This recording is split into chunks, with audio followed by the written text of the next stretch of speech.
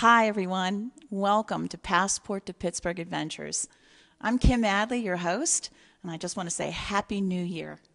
Well, as you can see, it's a blustery, wintry day here in the South Hills of Pittsburgh, but I have my hot mug of tea, my Passport to Pittsburgh mug, and I'm going to take you on an adventure today. An adventure that we took from the Bethel Park Library on December 5th, and it was a traveling tea party.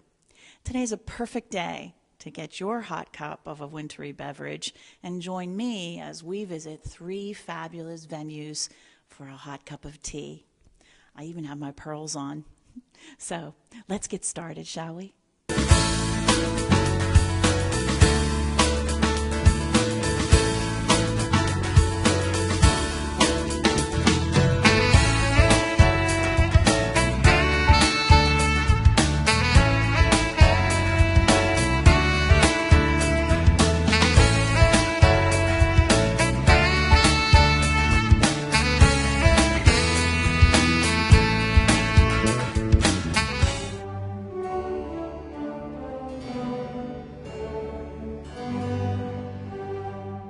So, hey, Christine, I'm so glad you're here with me today.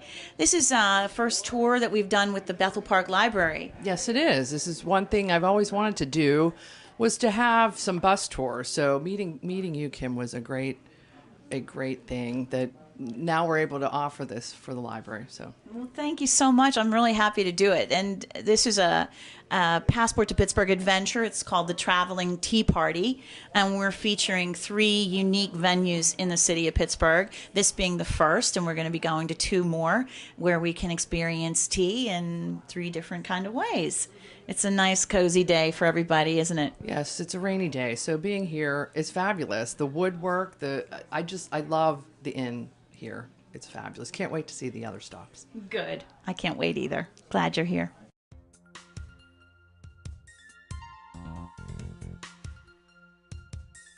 The Inn on Negley is a charming bed and breakfast with the comfort of a luxury hotel and is located at 703 South Negley Avenue in the heart of historic Shadyside. The property is listed on the Select Registry of Distinct Inns of North America and is a beautifully restored period home featuring 8 unique guest rooms. Josh Catone is the innkeeper at the Inn on Negley, and he and his staff strive to provide the highest level of personal attention amidst the luxurious surroundings, and they offer multiple guest amenities to guests during their stay. Afternoon high tea is offered at the inn Wednesday through Sunday from noon to 4 by reservation and is $30 per person and $12 for children 12 years and under.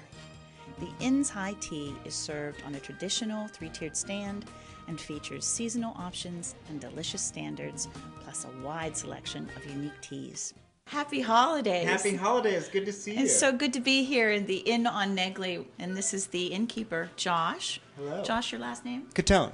Josh Catone. He does a wonderful job of taking care of this beautiful home. Could you tell us a little bit about the history? Absolutely, absolutely. So the house dates back to 1884, and it was the Hoffman family that originally owned it, and they laid some of the first gas lines in the area.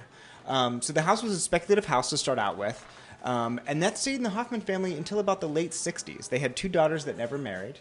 And stayed, which is why we were lucky enough to keep a lot of this original, since the original family was here so late in the game. And then it went through a couple private owners, Elsie Hillman being one, who's a local philanthropist. Yeah. Yes.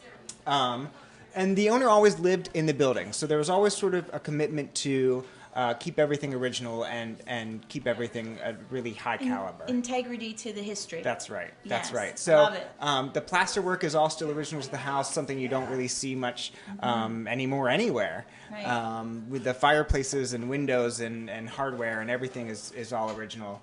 I'm sure it's very hard to upkeep then, isn't it? There's always something. There's always something, but that's kind of the business, right? That's right. So the inn has 8 rooms. We're open 365 days a year.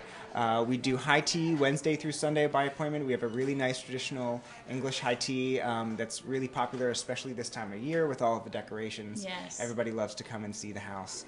And I can speak from experience, the food is delicious. Oh, well, thank I have you. a chef here named Chef Albert who Yes. just really puts his touch on everything He as does. well. He does, and he's been here a long time. He knows all the ins and outs, and he's excellent. We're very lucky to have him. So if people wanted to come and visit the Inn on Negley, how would they go about making a reservation? Phone calls or email are always great. Somebody's always here. Reservations fill up on weekends, but weekdays we always have a little flexibility.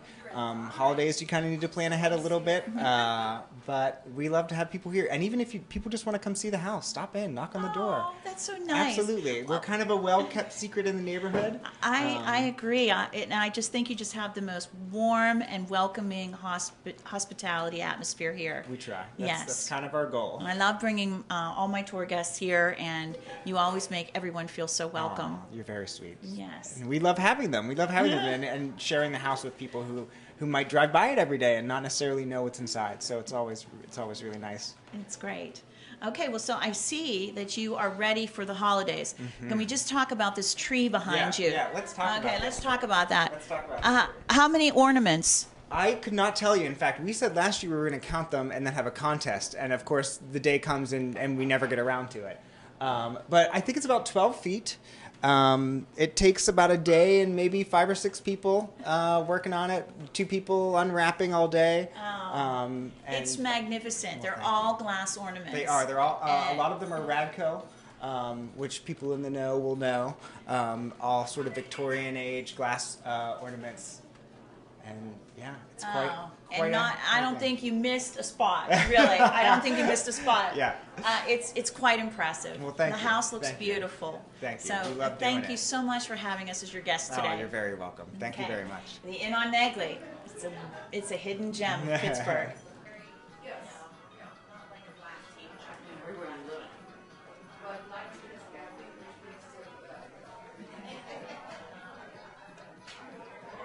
So we're going to work our way up to some of the bedrooms. Okay, awesome. And so we have 8 rooms total. We have 4 queen rooms and 4 king rooms, and they're all a little bit different. They're all kind of situated throughout the house in different places.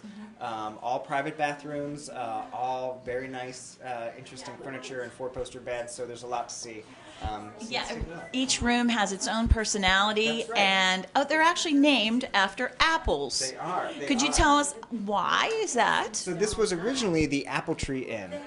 When the first young couple owned it in the early 90s, we had 5 rooms, and they named it the Apple Tree Inn because there's a grafted apple tree in the front that has about 5 or 6 different apples growing on it. wow. So we harvest those in the fall, and we make applesauce and muffins and things out of it. That is too cool. Yeah, and so when we switched over to the Inn on Negley, we decided that heritage was kind of neat to still honor. Yes. And so we kept the room names are all apples. I know. I think it's so charming. The Apple Tree Inn. All right. Well, let's go up and check out some bedrooms. Let's do it. Okay. Awesome.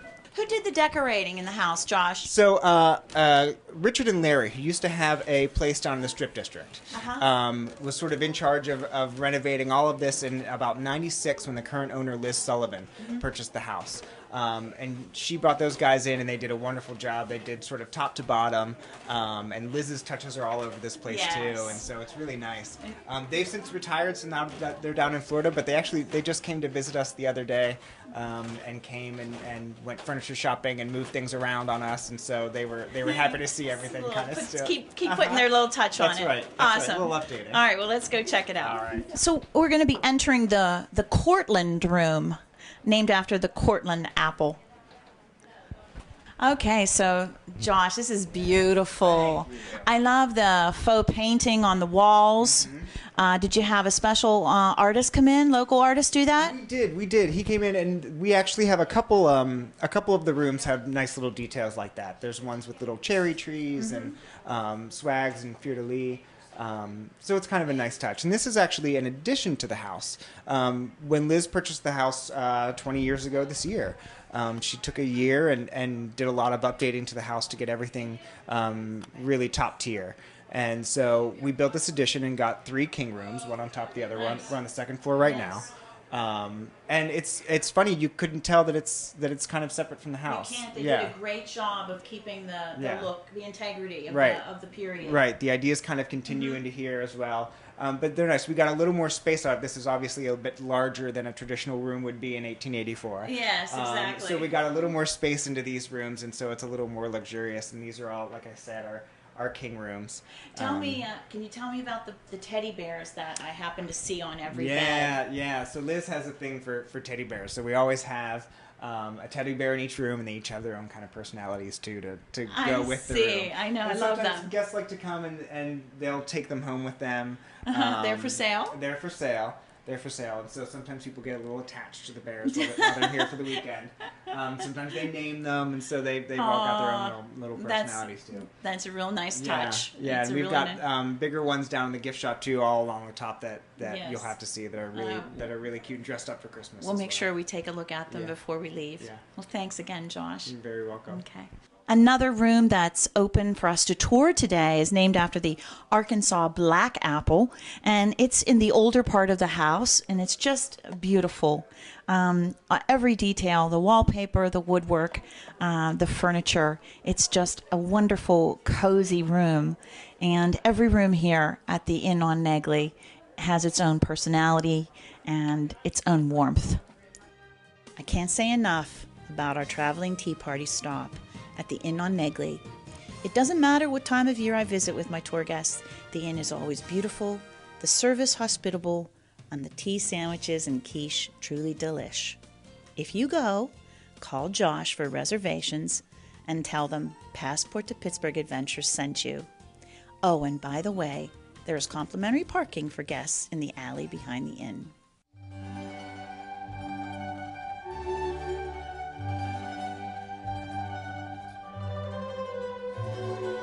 Mansions on Fifth Hotel is a boutique hotel owned by the Priory Hospitality Group in Pittsburgh.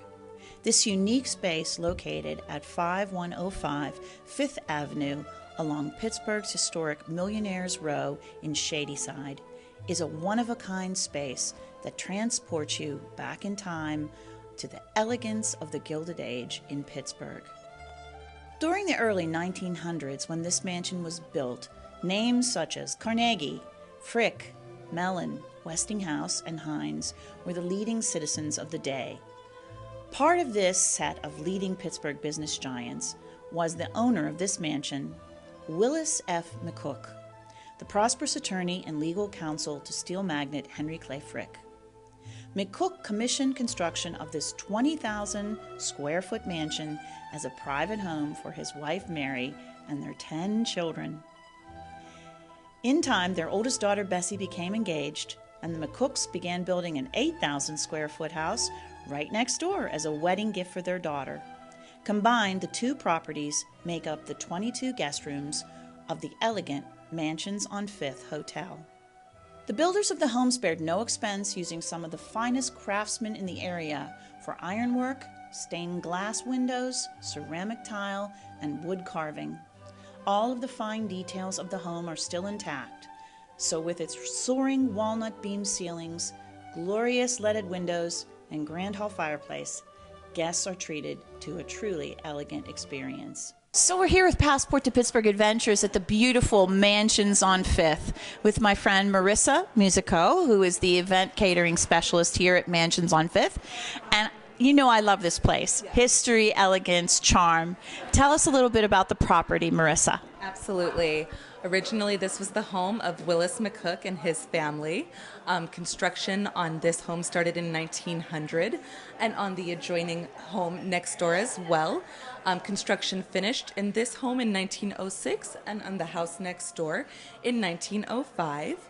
Mr. McCook was Henry Clay Frick's attorney. Wow, there's a good Pittsburgh connection. Yes, absolutely. Yes.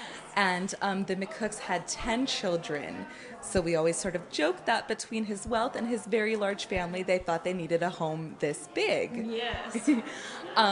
The family retained the home through the Great Depression, but unfortunately, shortly after and during, they just weren't able to keep up with the upkeep of financially keeping this place afloat. So they did lose it, unfortunately. And then several years later, a family with the last name Bonavita purchased both of the homes as a complete estate.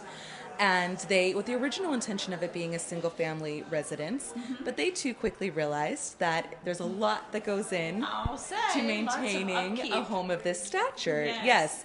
So they turned the rooms upstairs into individual dorm rooms. and they let select students from nearby Chatham, CMU, and the University of Pittsburgh stay here as they attended and did their studies. Wow, I want to stay here when I went to school. This is beautiful. I know. One of the more famous residents while he attended CMU was Andy Warhol. Cool. Yes, very cool. Yes. So then, unfortunately, there was a very bad fire on the 3rd floor, which kind of put the Bonavitas over the edge a little bit. It was then, unfortunately, empty for several more years again. Windows were boarded up, and then... I actually remember, driving past it here on what we call Millionaires Row, and it looked almost like a haunted house for a very long time. Absolutely. I'm so happy that it's been rejuvenated. It's brought back to life. Yes. It is. It's wonderful. And then in about 2010, husband and wife entrepreneurs Mary Del Brady and Richard Pearson bought both mansions with the intention of restoring it back to its natural splendor and turning it into a boutique-style hotel, which it is today. Wonderful. And just barely over a year ago, the Priory Hospitality Group took over the management ownership of the mansions. Yes. So it is now the beautiful hotel that it is under the ownership of Priory Hospitality Group. Wonderful. Well, we can't wait to see some of the rooms, and we've just had wonderful scones and tea, and the scones were delicious. They were from the Priory Bakery, which is on East Ohio Street. So part of our tour here at the Mansions on 5th is the 2nd floor of the home, and we got to go in and see some of the beautiful guest rooms that are here. Have you enjoyed the tour, Sue? Most definitely. Yeah. Very elegant. Yes, it is. And this room in particular, right behind us, is so interesting to this home. The McCook family, who Mr. McCook had 10 children, obviously it must have been difficult to get them to church. That's what I was wondering. Well, is it? Why they have a private chapel. They do. They had their own private chapel here so they could have services on Sunday. And our docent, Marissa, was telling us that this house was used as dormitory rooms for college students. I can't imagine the poor college student who had to have his room in the chapel. I can't imagine that either. Well, he was sure behaving. Yeah. Beautiful stained glass window. Beautiful stained glass windows, beautiful frescoes on the wall that have been uncovered, and just beautiful woodwork in this home as well. It's I'm so glad that it's been refurbished and that Pittsburghers can come and visit it. It's open for breakfast every day to the public. You can come and have breakfast here, and in addition, the bar is open to the public as well. You can come for happy hour, and there's live music on Thursdays with a lovely bar menu. Let's come back for happy hour, Sue. That's a good idea. I'll see you tonight. Awesome. Thank you. Mansions on 5th Hotel is a boutique hotel owned by the Priory Hospitality Group. If you go, you can have breakfast at the hotel any day you like. It is open to the public. No reservations are necessary, but recommended for larger groups. The Oak Room Pub, once the family billiard room, is open to the public every day from 4 to 11 for cocktails and light food. Special events, weddings, showers, meetings, and high tea are by appointment and can be arranged by contacting Marissa Musico, the Director of Catering at the hotel.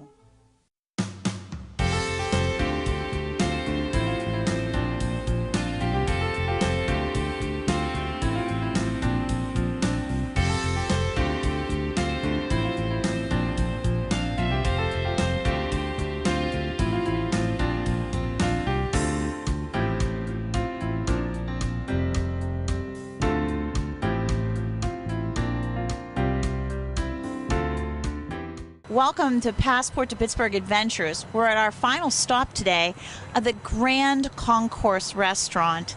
The Grand Concourse Restaurant, located in Pittsburgh's Station Square complex, was once the home to the majestic Pittsburgh and Lake Erie Railroad Station, built in 1901. This 80,000 square foot historical landmark incorporates Victorian and Edwardian styles of architecture and was the major hub for transportation and travel in the eastern United States. After the train travel in America went by the wayside, This amazing building sat dirty and unused for many years. But in 1974, this architectural treasure was listed on the National Register of Historic Places. By 1978, the facility had been purchased by late Pittsburgh restaurateur Chuck Muir, who renovated the space, refurbished it to its original glory, and named his new endeavor the Grand Concourse. It's 4 decades later, but the train station turned restaurant is still going strong and offers visitors elegant surroundings, delicious food, and a historical experience as well. Here we are inside the beautiful Grand Concourse restaurant. This main dining room just impresses when you walk in. It's so elegant with its high ceilings.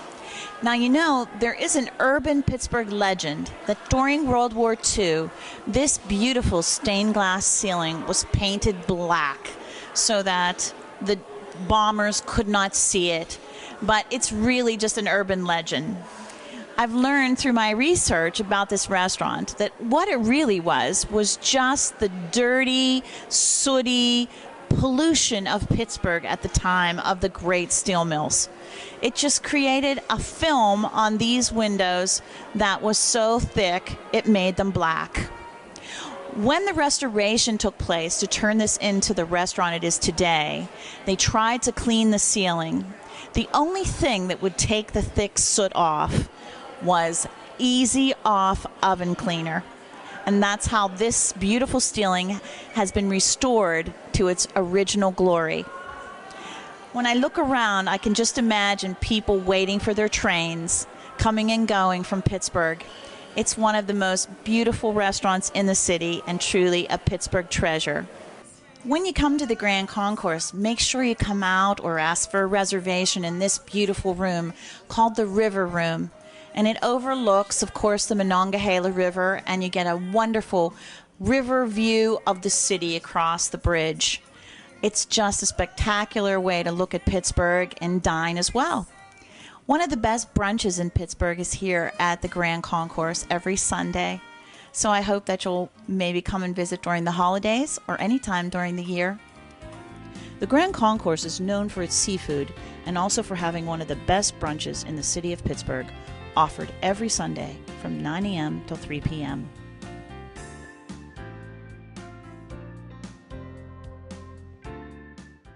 Hi everybody, here we are back at the library in front of the cozy fireplace after our wonderful traveling tea party adventure. I hope you enjoyed all the wonderful places we visited today, and if you would like more information about how to plan your own traveling tea party, just contact me at Passport to Pittsburgh, and I look forward to seeing you next month on our next wonderful Passport to Pittsburgh adventure.